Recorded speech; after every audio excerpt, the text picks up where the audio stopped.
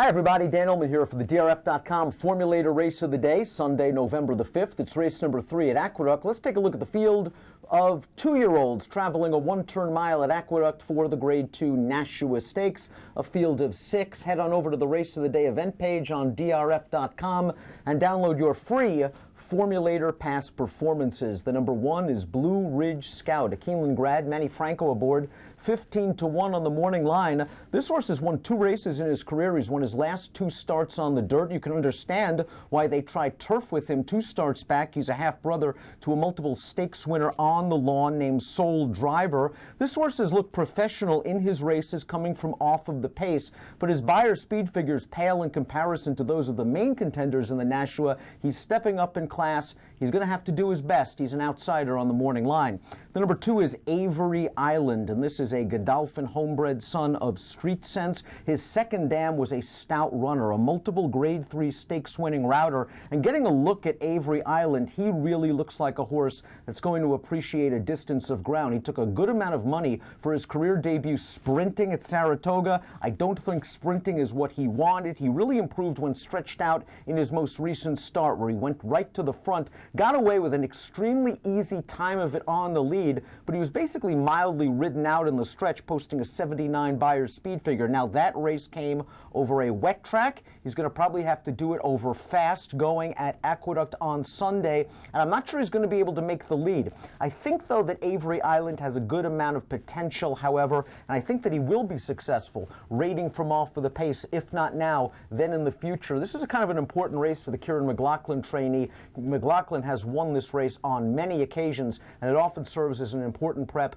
to the Remsen later this winter at Aqueduct, a 2-turn test. The 3 is Kriya's Brooklyn Law, and you can throw out his last 2 races. He was 106-1 in the Grade 1 Breeders' Futurity. He was 55-1 in the Grade 2 Saratoga Special, and he was simply overmatched in both of those races. If you draw lines through both of them, you're left with his maiden win at Delaware over a sloppy track. I thought he looked good doing it, but that field was very, very weak. The Beyer came back light. I do think he's better than how he looks on paper, and he's a horse that you might want to fool around with underneath in single race exotic wagers. The 4 is Under the Gradar, and Under the Gradar was a debut winner at Delaware on October the 11th. That race was at 6 furlongs. I liked the way he came from off the pace to win. It was a very weak field he beat, however. The horse only sold for $7,000 as a yearling. He's a half-brother to a stakes place sprinter named Victory Arch, and he's going to have to stretch out for the first time. This is kind of a tall order for a second-time starter. The 5 is Avinu Malkeinu, a very impressive New York bred, winning his first 2 starts, including the $200,000 Funny Side Stakes for state breds at Saratoga sprinting. So impressive was he off those first 2 races, he was made the favorite in the Grade 1 Champagne, and he was very aggressively ridden in his route debut. Not only did he go to the lead in the Champagne, an unfamiliar place for Avinu Malkeinu, but he was swarmed and surrounded by several other horses throughout. He was right in the thick of things till about the 3/16 pole on that fast pace before understandably tiring. From a distance standpoint, I think this horse should be able to get it. His dam was a stakes winner on turf at 8.5 furlongs. And as we see from the Timeform US pace projector for the Nashua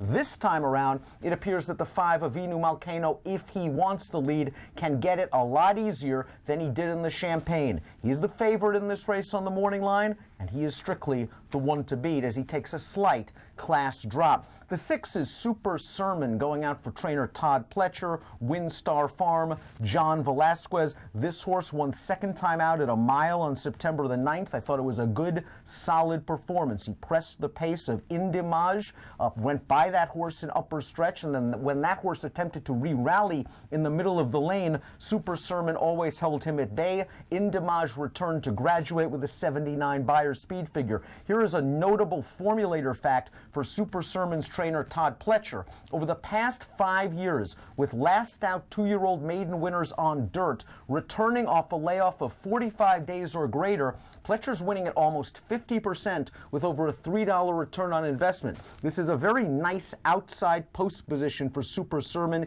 He can work out a good tracking trip while clear of any traffic issues. His dam's a half to the multiple Grade 2 stakes winning router High Limit.